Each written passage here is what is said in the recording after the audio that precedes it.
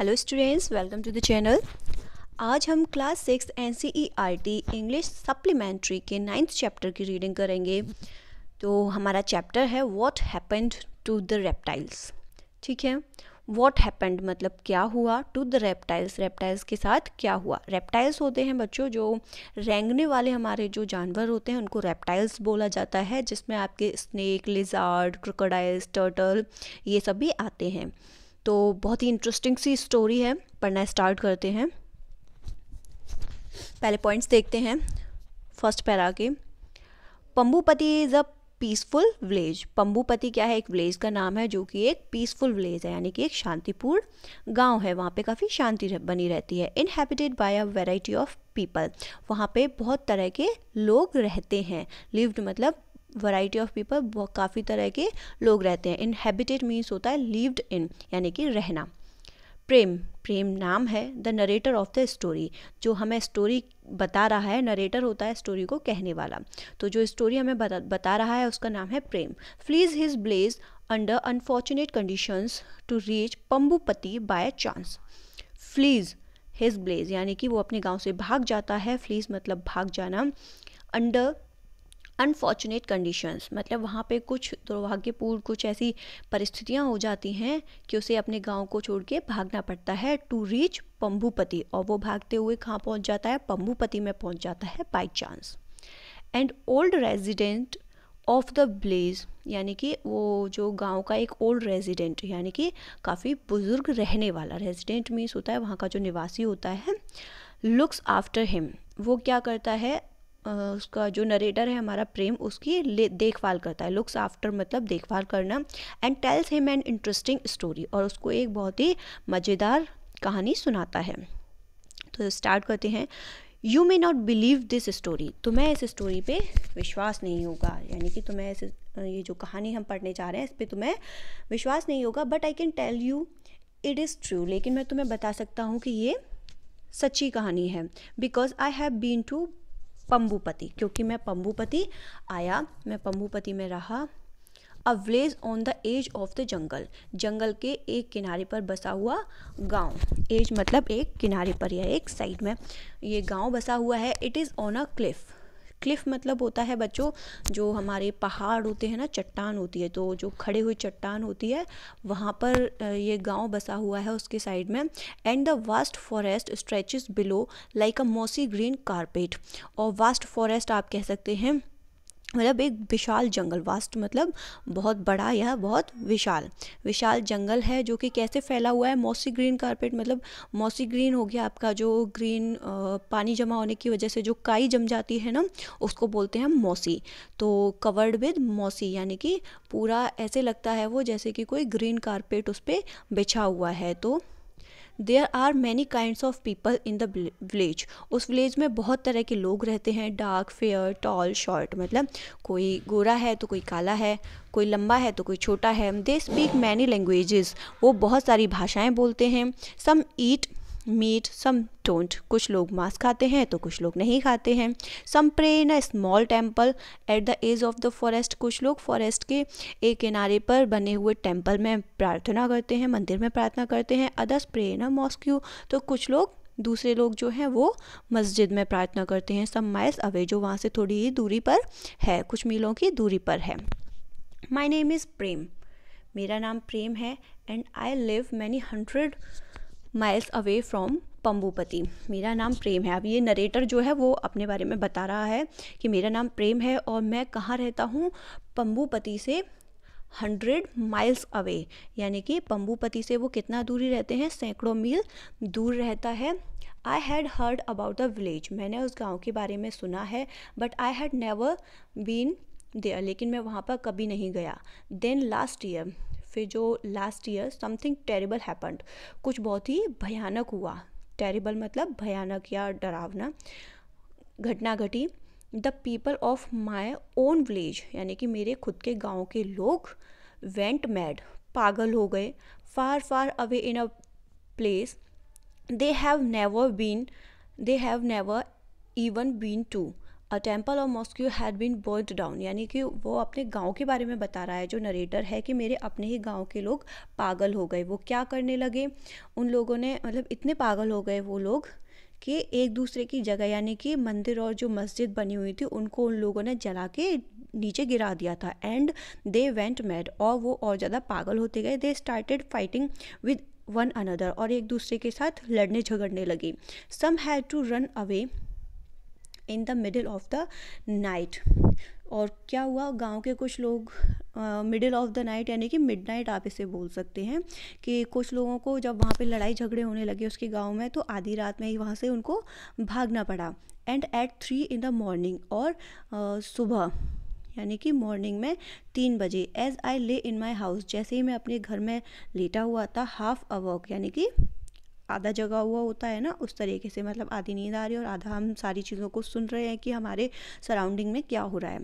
To the sounds of hate and violence, तो उसको कुछ जब इस तरीके की कंडीशन में था वो मॉर्निंग में 3 o'clock, तो उसको कुछ वायलेंस यानी कि कुछ हिंसात्मक आवाज़ें सुनाई दी। ठीक है, हिंसात्मक आवाज़ें आप बोल सकते हैं जिसमें कि लड़ाई झगड़ा हो रहा था, वो आवाज़ें उसने सुनी। देयर वॉज अ फायर, वहाँ पे क्या था, आग लगी हुई थी। Many houses were burned down in the fire, और उस आग में काफ़ी सारे घर नीचे गिरकर जल गए थे। One of them was mine, उसमें से एक घर मेरा भी था। I managed to grab a few clothes, देखो मतलब उसने क्या किया, जब वहाँ आग लगने लगी उसके अपने घर में भी थी, तो उसने क्या किया, ग्रैब मतलब होता है किसी चीज़ को एकदम से जल्दी से पकड़ना या जल्दी से छीनना, इस तरीके से। तो उसने क्या किया, जल्दी से कुछ अपने कपड़ों को उठाया, ठीक है, जल्दी से पकड़ा या जल्दी से उठाया, अपने कुछ कपड़े उठाए उसने। सम कॉइन्स, कुछ कॉइन्स लिए। माई लिटिल गणेश स्टैचू, और उसके पास छोटा गणेश का स्टैचू मूर्ति थी, उसको लिया। एंड आई रैन, और मैं वहाँ से भाग गया। I ran for a day and a night, और मैं दिन रात भागता रहा। Resting whenever my legs would not carry me, मैं तब आराम करता जब मेरे पैर मुझे मतलब ले जाने में समर्थ नहीं होते थे, तभी वो आराम करता। एनी फर्दर मतलब वो भागता जाता।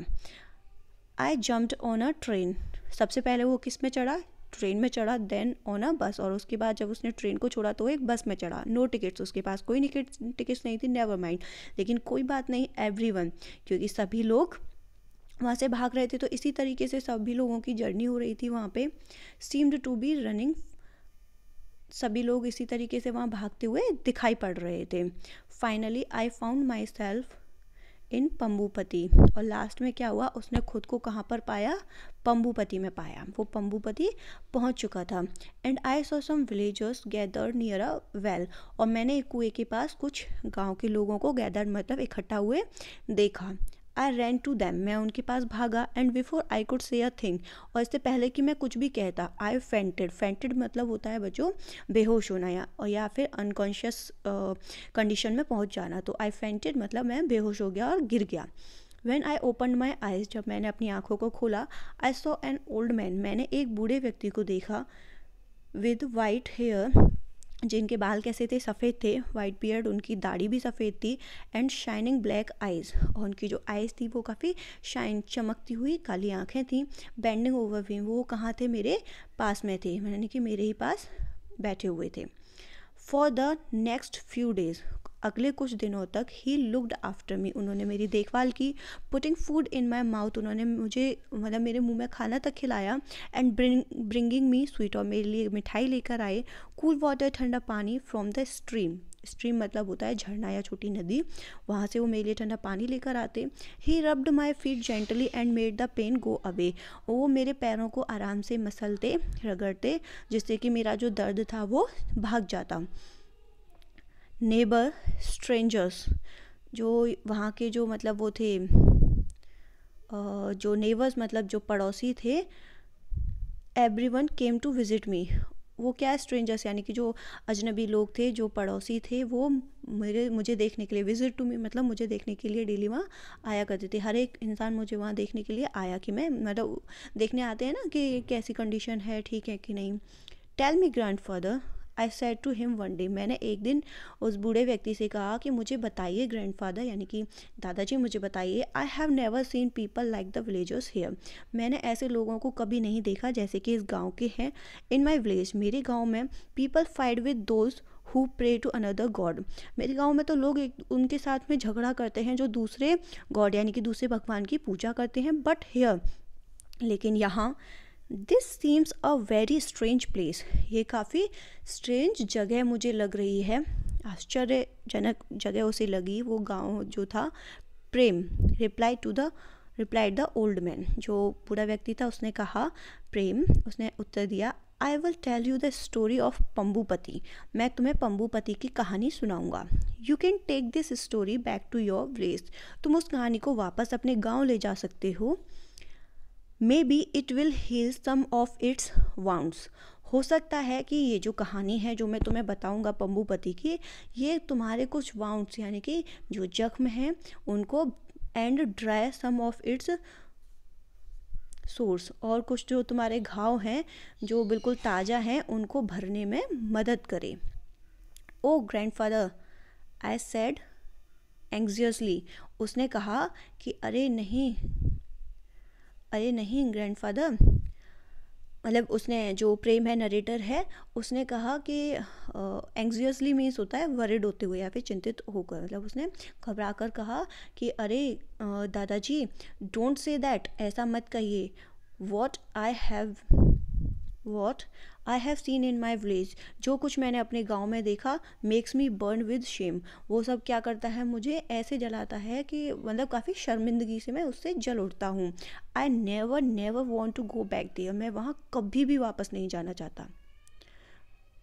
But that's exactly why you must go back, he said, उसने कहा कि लेकिन यही वो बात है जिसकी वजह से तुम्हें वापस जाना चाहिए। इन अ सॉफ्ट वॉइस, बहुत ही मतलब सॉफ्ट वॉइस, बहुत ही मुलायम आवाज़ में, बहुत ही आराम से, प्यार से उन्होंने कहा, आई केप्ट क्वाइट, मैं चुप रहा। I didn't want to argue with him, मैं उनके साथ में आर्ग्यूमेंट नहीं करना चाहता था। And I wanted to hear his story, और मैं उनकी जो कहानी है उसे सुनना चाहता था।